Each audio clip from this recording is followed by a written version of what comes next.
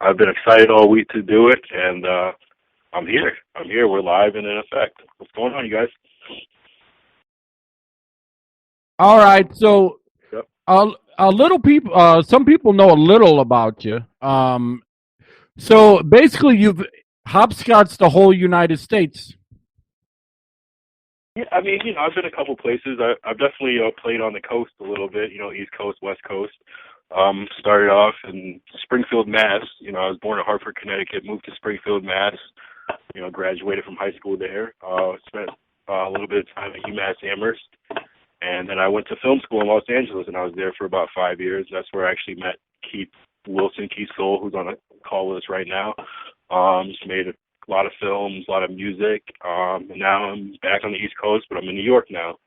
And I'm still doing the same thing, making music, shooting music videos, producing other people's projects, and just trying to do some epic things artistically using digital media with a focus on music.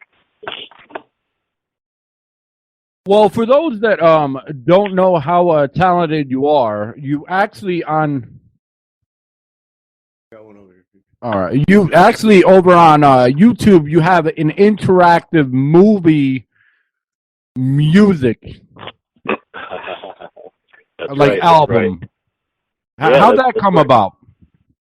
Last year I want to call it the world's first interactive mixtape. Basically I just got the idea one day.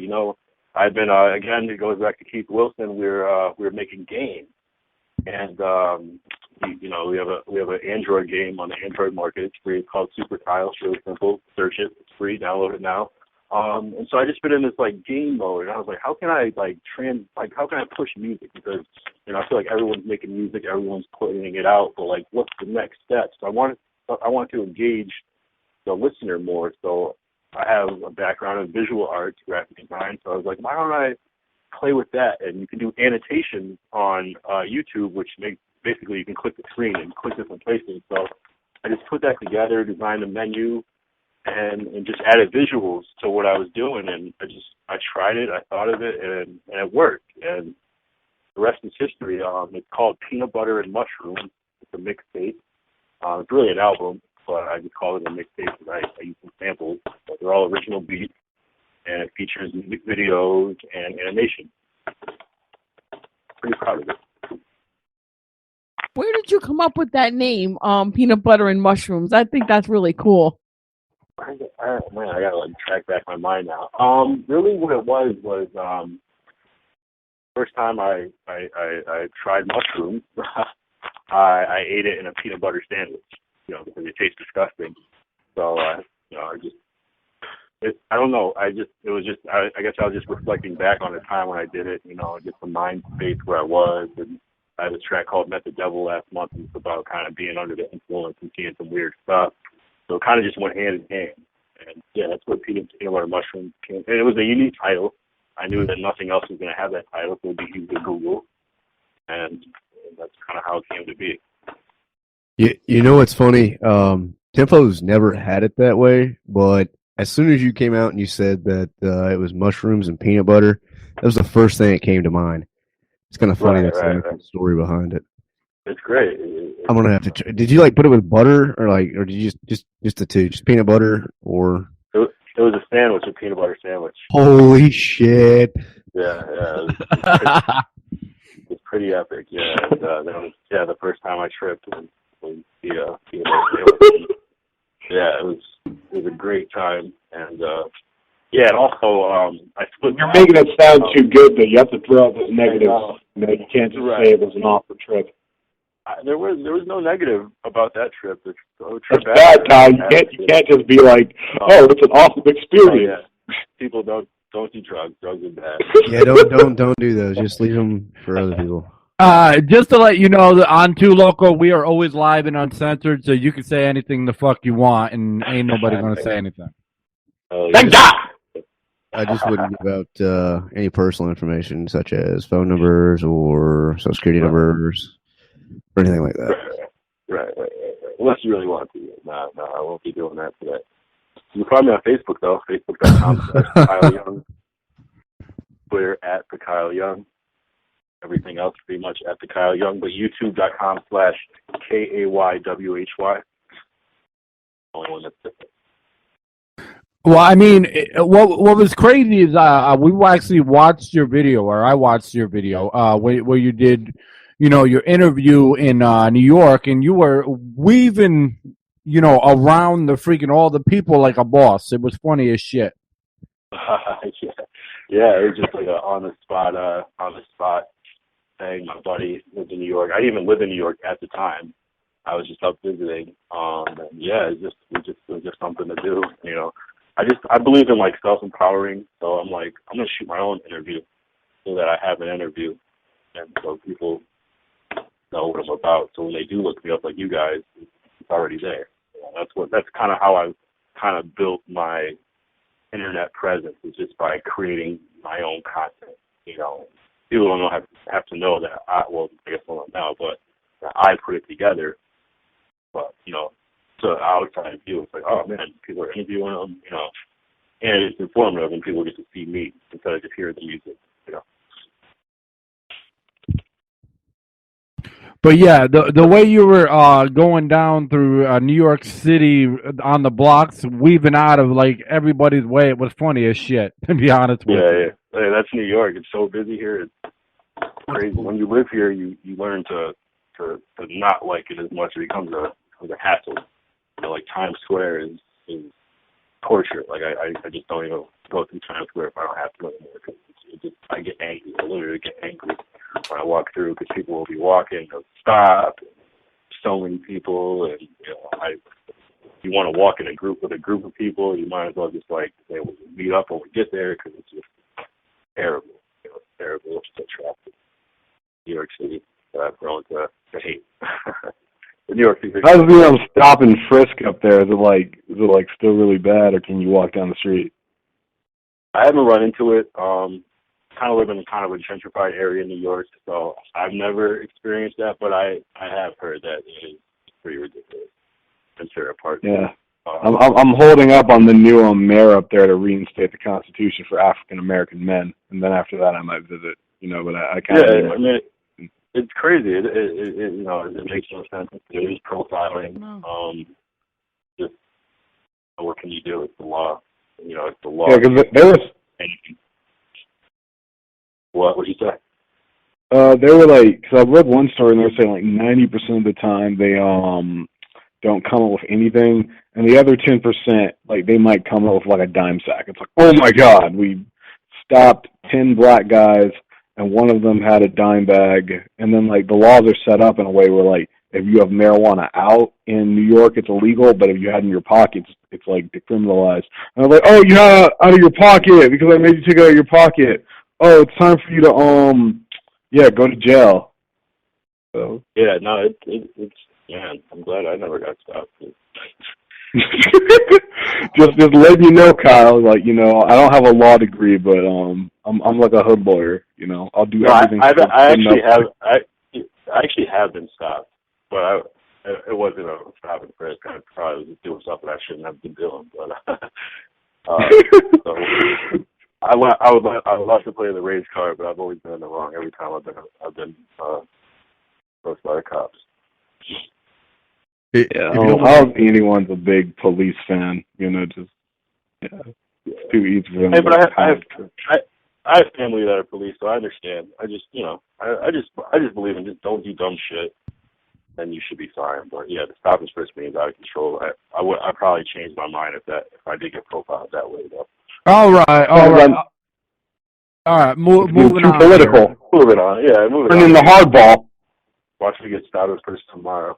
That's why we're gonna. It's gonna be like a horrible stop and frisk. It's gonna traumatize you, man. Kyle, I've seen at a young age that you started writing. What was it? Your junior year of high school. What was the first thing you remember writing? The first thing I wrote, I think I wrote like a little like verse in maybe like junior, even sophomore year of high school. But the first song I ever wrote was a song called "Me and My Backseat Queen," and that was with my buddy, great friend Dan Shields, aka Scatterbox. He actually introduced me to the idea of of rap, and well, not the idea, but of doing it, participating in it, like multi-syllabic rap, which is, like you're like Eminem who, like he'll rhyme more than just the last word, the last 2 words, last 3 words, so it just sounds sonically better. So yeah, we wrote a song. It was kind of like a love song, imaginary love song for, just like high school / going into college type of relationship. And yeah, that was the first thing I ever recorded, first time I ever heard my voice. Terrible. You might be able to find it somewhere online. I went by the name KY back then, though. KAYWHY. So you have to look under that. But yeah, that was definitely the first thing. And we just, I guess he just kind of had equipment, so we were recording really early on, very primitively in the basement, like a lot of people, on computers and. So how did it feel to have your actual songs being like movies and whatnot? It's great, What's interesting though is that for me, I a lot of things don't seem like a big deal to me because I feel like when you're in it, you see the process, so it kind of takes away some of the magic. And I would say a reason that I got some early like placements in some indie films was that I went to film school, and so I was in that community, So even when I'm making my own short films, I'm putting my music in. So that feeling was already there. So when I got like the Copper Penny placement, it was just like it was a friend of a friend.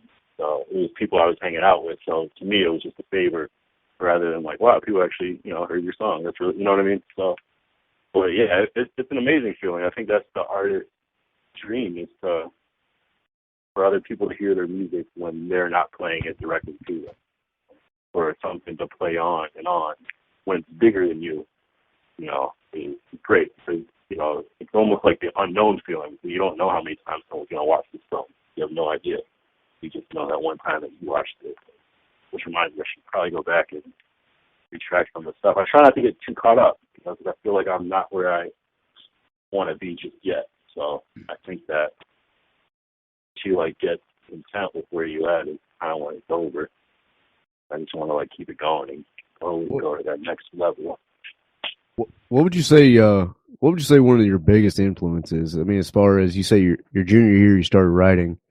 There was obviously something that influenced you, or you said possibly it was your friend. But I mean, after you did your first one, I mean, here you are, years out, right. And you're still doing it. What, in all reality, what influences you to, we'll say, write another one and not just stop?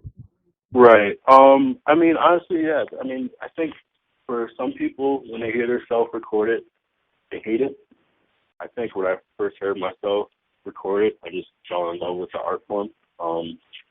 And so what I would say inspires me is that, wanting to go to the next level and just life, just the things I experienced, Some of the best and fastest songs that I ever written were just based off of real things that happened to me. Some of the best songs I've ever written were based off of real life events. And I feel like when you put something really honest and candid in a song, people just attach to it. People will, that'll be the line that someone likes. That'll be the song that people will refer back to later on and be like playing it, and you're like, oh man, I didn't even know you had this song still. I don't even have this song anymore. So yeah, life, and just wanting to be better.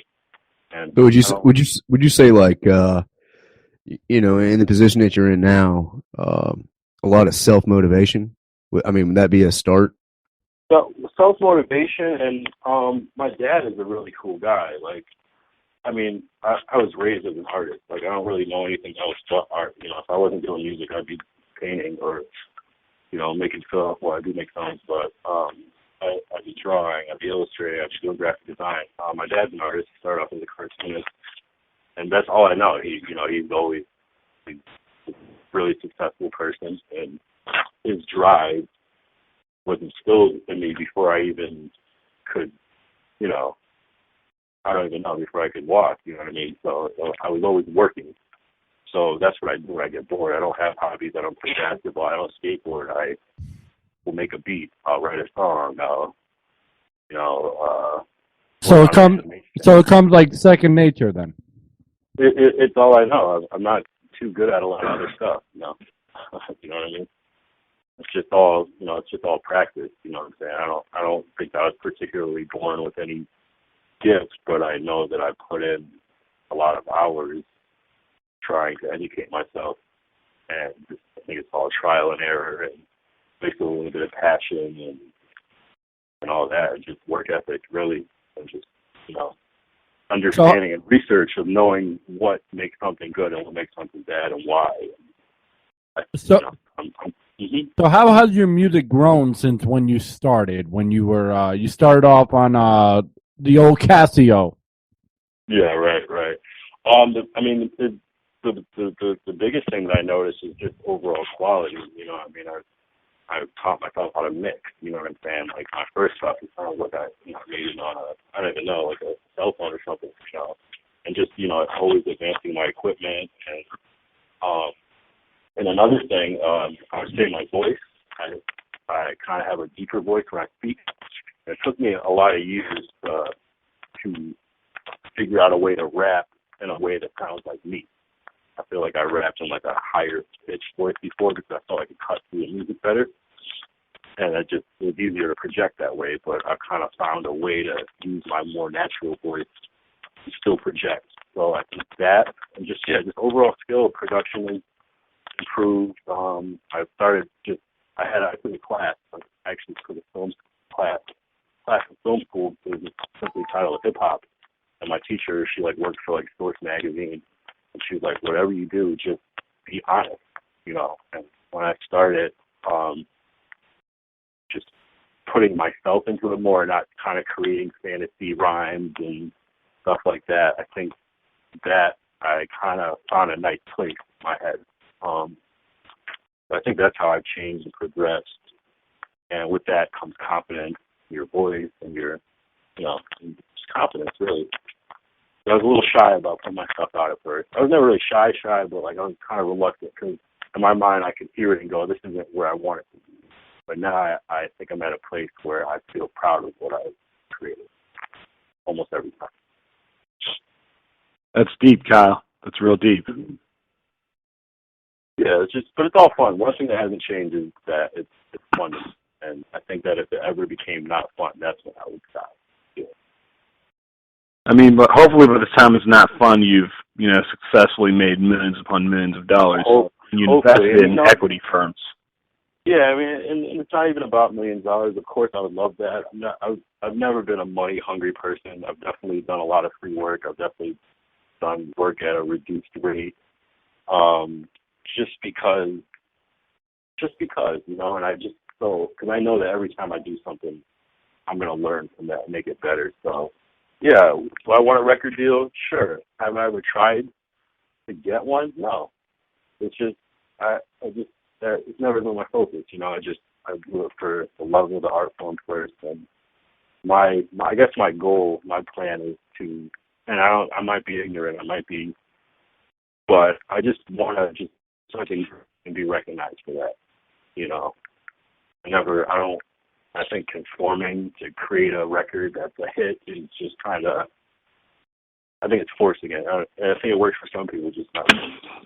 So, I mean, from what I'm getting here is, I mean, you love what you do, and it's actually like an actual passion. I mean, I've listened to several rappers, and you know, they say, well, I'm in it, you know, for the game. It's not the money, but as soon as they don't get $10,000 they were promised for a commercial, I mean, they're trying to sue and flip the fuck out. You just said that, you know, yeah, you'd like to hit a record deal, but if you don't, you know, you're still going to do what you do. Right. And I don't know very many rappers that would actually that are coming in, that have been in, and those that are still in and trying to make it would actually say that. That's a thing. Like that's pretty positive. Especially somebody that's been through New York as well as LA. Well, yeah, you also have to like realize that the game is changing, and it's not always about the record deal. It's the indie game right now, and you know the walls have been broken down. You know when NASCAR came out, it just kind of like leveled the playing field so that like anyone can put out a record. You know, it could flop or it could hit. So it's just about the knowledge that you use. And with the internet, like they didn't have that before. So the only outlet to see your artist is MTV, but now there's YouTube. You know what I'm saying? And you can have the same effect. So if you're savvy on that, you can kind of navigate that and realize, okay, I have to pay for promo, I have to pay for advertising, I have to pay for this. These are the things that the record labels do, and you can do that at a fraction of the cost without having to pay someone back. And the record deal is just a loan. It's a big loan, and it'd be awesome, and it might be easier to get than a loan from the bank, but maybe not. You know, maybe you could just get your own loan from the bank and control that. You know, maybe you don't have to take out $3 million. You could take out $10,000. Here's another thing. I do a lot of YouTube surfing, and you know, I'm not going to be disrespectful to any of the big rappers or anything, but I do think there's a ton of talent out there that just doesn't get seen. Right. It just doesn't get heard. But like you say, with technology now, I mean, hell, like right now on Too Loco, you're literally heard around the world. So I mean, like you say, with technology, that's a different booster, you know. And as you were saying, you don't have to take out that loan, if you will. So yeah, I think you're right on that part. Yeah, I mean, a lot of people don't get recognized, and I don't know. I think I'm at an advantage because I've been in the industry forever, you know, from when I was born, you know. So not but like kind of, you know, at a closer perspective than a lot of people. So I know how a lot of stuff works. But I think, yeah, a lot of people just don't get the exposure. I think I get the exposure more because I do everything myself. And so I'm able to cut corners and save costs on a lot of stuff that a lot of people, they might, okay, I got to put up $500 for a music video, which is really cheap. I shouldn't even say that number, but I got to put up $1,000 for a music video that I could shoot for myself for free. And so they shoot one video, they don't see the results they want to see, and they give up. Whereas me, I can do that. I can lose. Dude, so to win on the fourth time.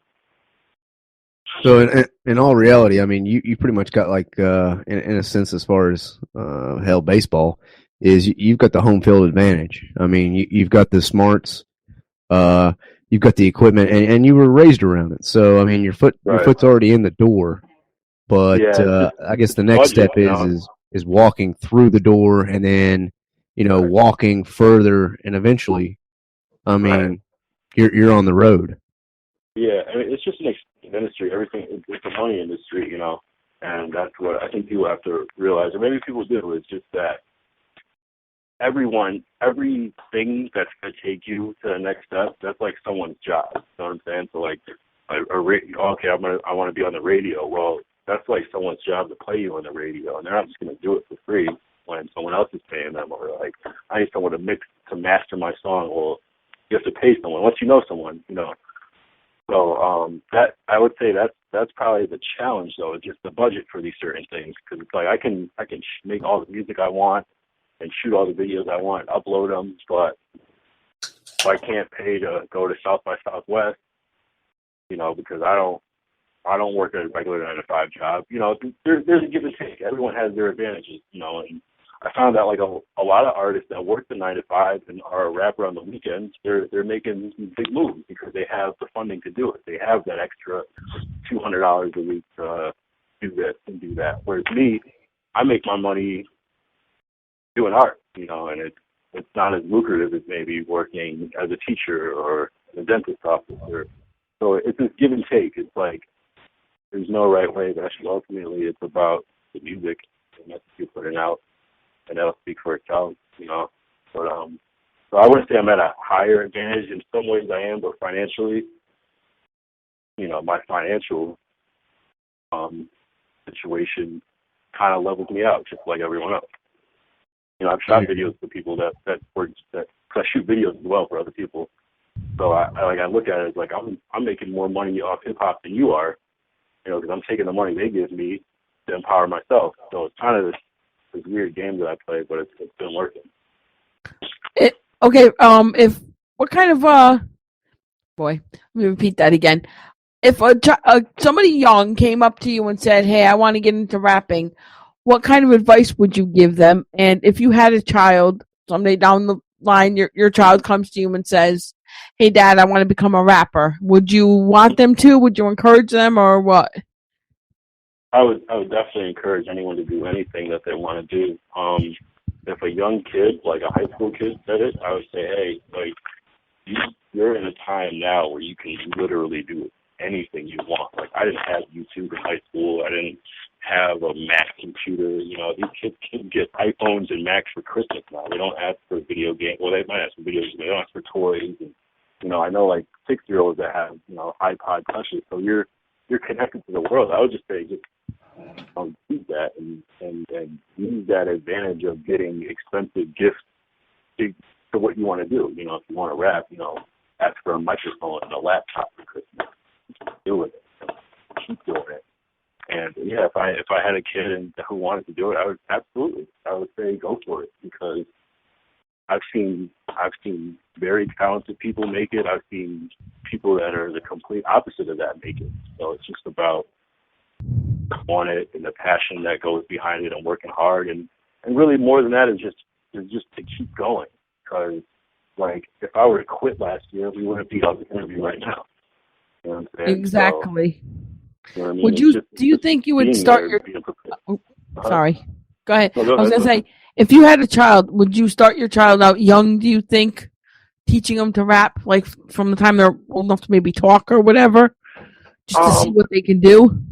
I might introduce it, but I believe that like each kid is if they're not gonna like it, they're not gonna like it. And if they do show interest, yeah.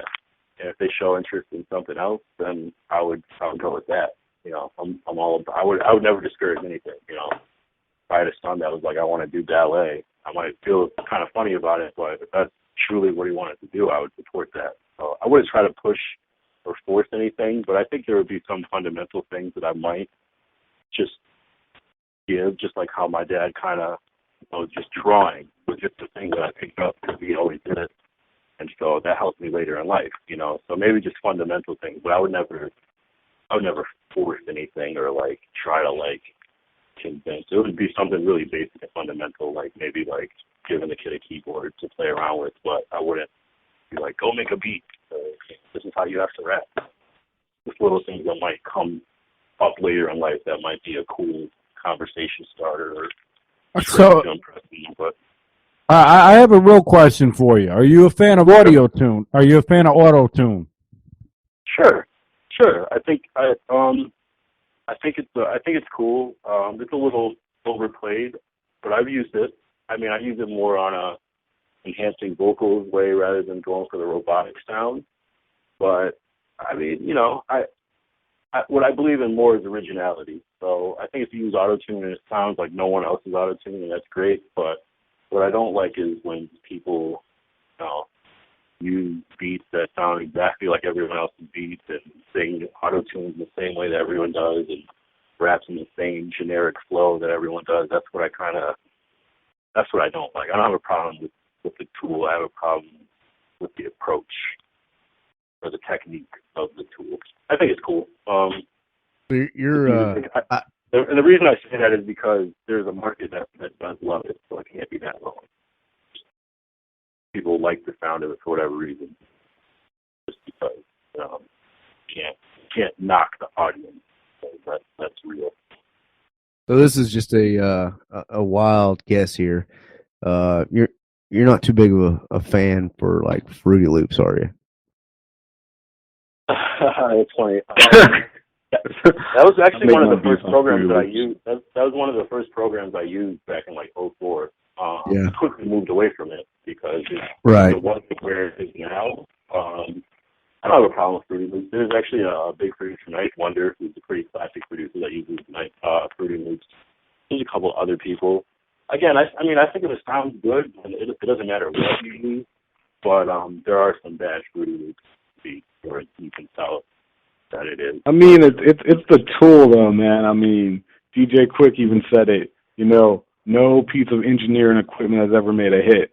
Like I have Free Loops, GarageBand, and Machine, but it's like it's gonna be you laying that beat down. Like if you like grab you could grab an MPC. You could like go into Dre's studio and steal his MPC, but you're not Dre. You're probably not gonna be able to just like drop a beat, like that. So I think what happens with Free Loops is kids going, get it whatever way. I'm not going to say what way they're getting it. Then they lay down their beat in 5 minutes. And then they're like, I sound like Skillerix, right? And then people are like, no, you don't. Then it's like, Free Loop sucks. Right. Well, I mean, I just... there's definitely been some hits made in Fruity Loops. I mean, call it whatever you want. Criticize Soldier Boy, whatever you want. But Crank That was made in Fruity Loops. Again, Nice Wonder uses Fruity Loops. The New Boys, that Jerk song, that was made in Fruity. There's a lot of stuff that's made in Fruity Loops. There's a producer called Lex Luger who makes a lot of like Waka Flocka beats. I mean, I'm naming like probably the worst rappers for you guys right now, but it's culture change in music, so you can't really knock it too much. But I started off in Fruity Loops, and then I was using that with Adobe Audition for a while. And then I moved over to Reason, which is a pretty cool program, and was using that with Cakewalk Sonar. And I was using that for a while. I made a lot of music in that. And then a couple of years ago, I got a Mac, and I started using Logic. That's kind of where I've been since. Logic's pretty cool. No, I wasn't knocking the Fruity Loops or anything like that. But I think the reason that I brought that up is because if I was to go out, and I've actually done this, I don't have Fruity Loops, but I do have a different software. But the thing is if you go out and you ask anybody that says that they make beats, and this is just based off people that I've asked, over 98% of them says Fruity Loops. Like it's like they don't know anything else out there. They don't. Right. So. I mean, you gotta at least try other stuff, man. Like I tried Reason before, and like Reason's a lot better for like keyboard sounds and synths and stuff. Like right. Fruity Loop's really good if you got a good amount of samples, and Fruity Loop is good. If you're coming in, you don't have like that sample library, you're not gonna have a good time in Fruity Loops. Right. Yeah, I mean, I think it's a good place to start. It's really easy to make beats in Fruity Loops, so I think understanding the fundamentals of making and how drum sequences work and how counts work, 4 counts, 8 counts, like that. I think it's a great program for that. I think it's a great learner tool. I think a lot of people use it because you can get it for free very easily. Right. I remember. Gosh, when I was still in school, and I was buying. People would actually record on cassette. Right. The beats that they would make, either it was on a keyboard, and some of them were actually making it on the PS1. Like they were, I do remember that. Yeah, PS1 beat. Yeah, I do remember that. And I mean, if you look back from then, and I mean, you look at now, like you said, kids are getting iPads and shit, and they're 8 years old. So I mean, I have an MPC app on my iPhone. You know what I mean? And it's like, it's a real deal. So it's. I mean, it's we're in the future. Now it's just. I think why there's a lot of, I don't want to say bad product, but a lot of just not up to par product that's out there though is just the immediacy that you can do it and it's free and it's like, well, this sounds good to me, so I'm gonna upload this. Which is fine. I mean, it takes a lot of maturity to like take a beat and say, hey, you know what? I need to wait a day on this and kind of clean it up a bit. It's really easy to like, because I did this a lot when I started out. Like, you find like a good loop and you're like, oh, this is hot, and then you like literally add just like a drum pattern over it and you're like, I am motherfucking Jay Dilla. All my friends hear my awesome beat, real live shit, and then you're like, oh, well, y'all just some haters. I'm the future. But like the problem is that like a lot of people, like your friends need to knock you down first. Like your friends need to hear your beat and say, no, it's absolutely garbage. Because if your friends are like doing this circle, like this circle jerk around telling you you're awesome, next thing you know you have a movement, and then it becomes the new awesome. That's how Soldier Boy came up. Right, yeah. And I mean, I don't know if you have to say it's terrible. I mean, for me, I don't like that. Some people do. I rather just people be real, like just this one isn't as good as your other beat, or stuff like that. So I feel like if you like tell something, it might get discouraged. I mean, I think you do have to have thick skin, but I think starting off, especially as artists, like artists are sensitive, Yeah. I mean, you're not gonna scream and say it sucks, but you have to I think real, just being real with people is more important than Absolutely. oh my god, someone, because it's a part of society, man. We're so afraid to criticize anyone for anything. Oh man, internet is brutal. Internet is brutal. People. All right. Not to cut you off, but I want to get back to the musical aspect. We realize that you're like the media guru, and we realize that. That's probably my fault because I did go into detail about that. That's my fault. I'm a student. I'm no expert. I'm a student. I'm learning every day. But you can call me whatever you want. But yeah. All right. Yeah, let's get back to the music, sure. All right. So what would you say is like your favorite song, like lyrically wise? That I've done, or just overall, period? That you've done. Ooh, so favorite song overall lyrically, I'd probably say Backburner right now. Or I have a song called No Fears that I like, but I'd probably say Backburner, or just something that I haven't put out yet. And why do you like that song so much? I like Backburner. I love the beat. First of all, it's classic sounding, and I like that I was just like raw on it, because I'm like a Gemini, so I'm kind of like, I have like two sides to me. So I kind of have like a nice side, but I also have this like really like shitty asshole side about myself, and I feel like I kind of like hold that back a lot until like the worst moment. So I feel like music is kind of sometimes like a release to me, and I feel like that was me kind of like showing that other side. Not for the first time. I did it in What Met the Devil last month. I was saying that was one of the first times, but this was like that part two.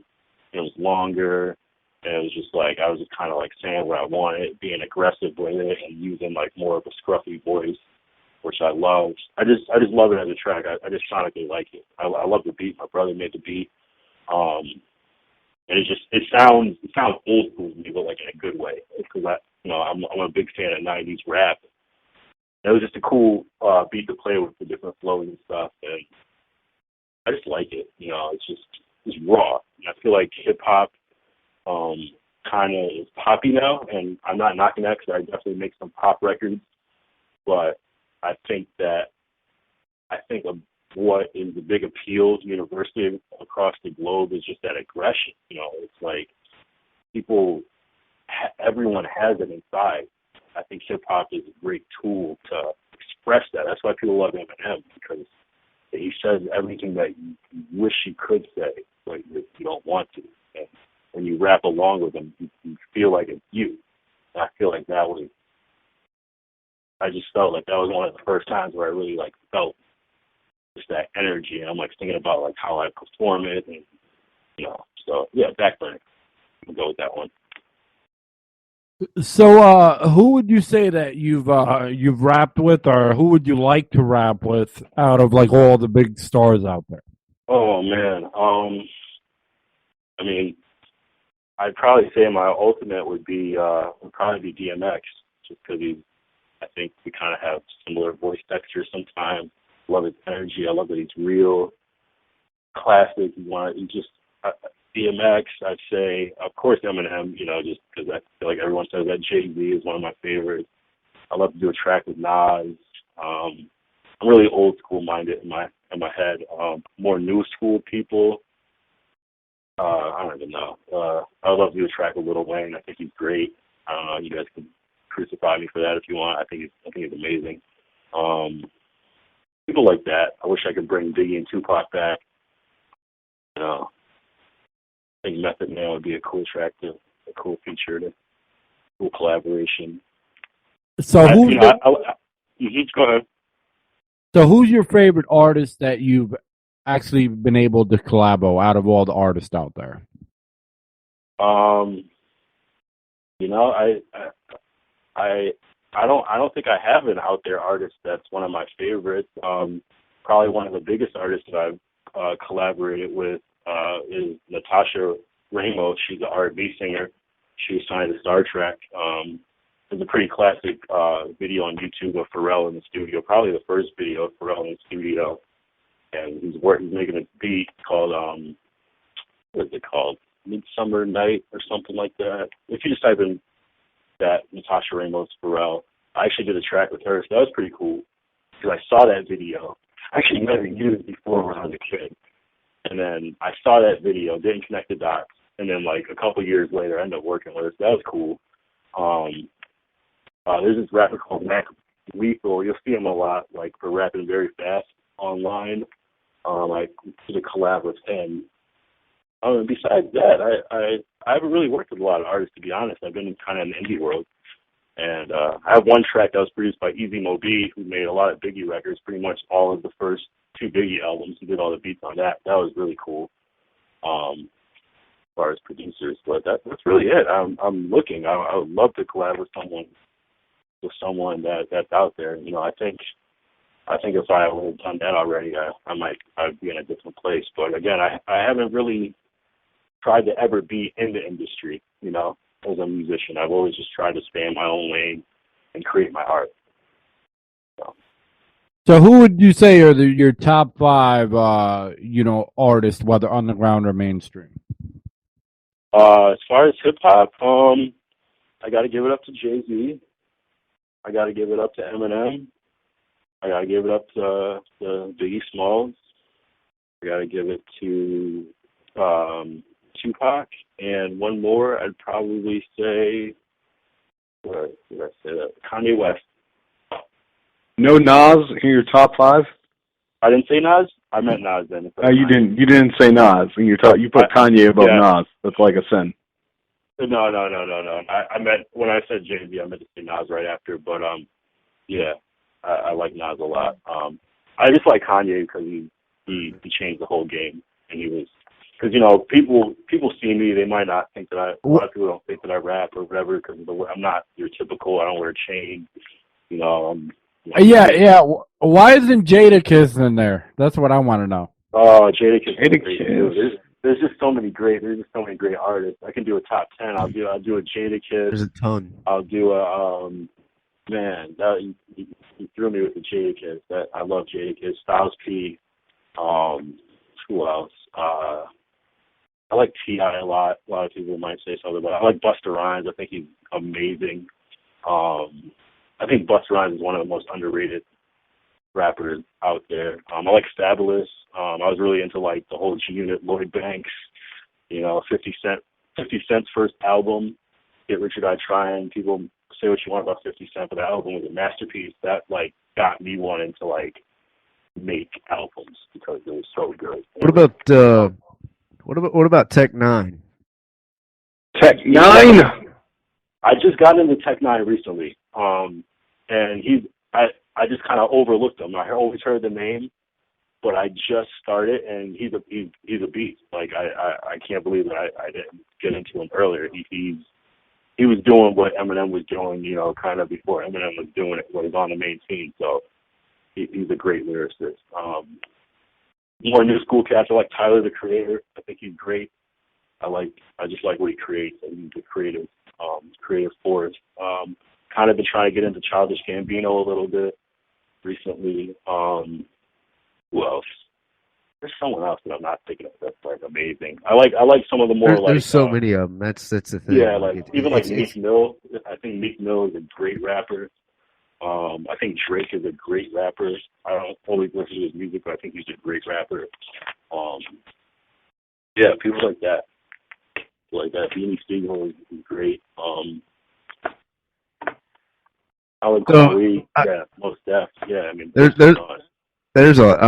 a ton out there. Not to cut you off or anything, but as far as we'll say, in 5 years, where do you see yourself, or where do you see, or where do you want to try to see yourself at? I mean, there's what you want, and then there's reality, and then they actually meet in the middle. So where would you say you see yourself in 5 years? Okay, well, me and my dad produced a movie called Diamond Rough. So we're in negotiation with that right now as far as distribution. So hopefully I'll be catapulted a little bit further because of that as a movie producer and also as a soundtrack artist.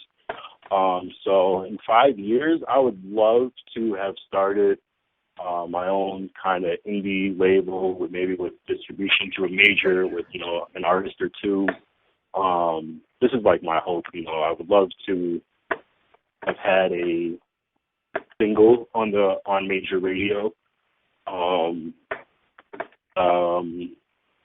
Yeah, I'd love to have produced another feature. I'd love to have started a major feature. And I would love to have a nice bank account. It's just something to be sustaining strictly off of making music, basically. Right. That's understandable. And pay it on time. What you say you and your father were working on? You just created a film. What was the name of that? So my dad wrote a book way back in '97. It's called Diamond Rough. Rough is spelled RUFF. It's about a con artist that meets a preacher, and they join forces and kind of change the world. And back in, what year was it? It had to be '05 or '06. We got this idea, like, why don't we make this into a movie? Technology was just really coming up. The Red camera was just come out. So, and we just did it. And we started this YouTube series, Diamond Rough. And it was basically about our journey of getting his book published. We did that. And writing a script and producing a movie. And we produced the movie. Fredro Starr from Onyx, another great rap group, stars in Diamond movie with a couple other people, some named talent that are in it. And we finished it, and we premiered it November 1st in Hartford, Connecticut. We had 3,000 people show up for the premiere. And you'll see it soon. It'll be out there for people to see. And it's pretty cool because we're still in it. We're still going through it. So, it's a weird time for me because I know that we have something, but it's not out there yet, but it is, you know what I'm saying? And we've been working on it for 5 years. So it's been this crazy process. I'm at a really strange point in my life where I have this weird free time, but I'm still busy, That sounds pretty awesome, actually. Yeah, it is really cool, and it's like it's weird because it's like I don't have a 9 to 5. Like my 9 to 5 is that, you know what I mean? So it's like I'm very fortunate for the life that I live. I'm an artist. That's all I do. I don't work anywhere else. Have you one more question, and then Ray's going to take it from here. As far as rappers, have you heard of Big Smo? You know what? I have heard that. Where's he out of? He's out of Tennessee here. That sounds very familiar.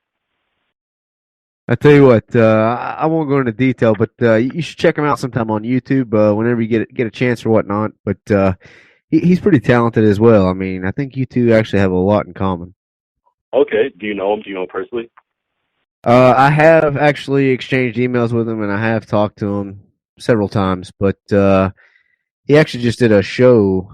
I want to say it was like 39 days ago here in Knoxville. But I think you two actually have quite a bit in common. I mean, as far as what you actually believe and where you want to go, whether you. Oh yeah. Yeah, I mean, you should check them out. Yeah, I will. I just Google them now, and I will once this ends. I'll definitely look out and I'll do the. Oh, all right. Yep. But do you have any? All right. We're gonna wrap this up. Do you have anything you'd like to tell the audience about you, or where they can find you, or find your music at? Yeah. Well, first and foremost, you can go to thekyleyoung.com, and that'll basically bring you to my Bandcamp page where you can buy my newest album / mixtape, Gemini Pirate.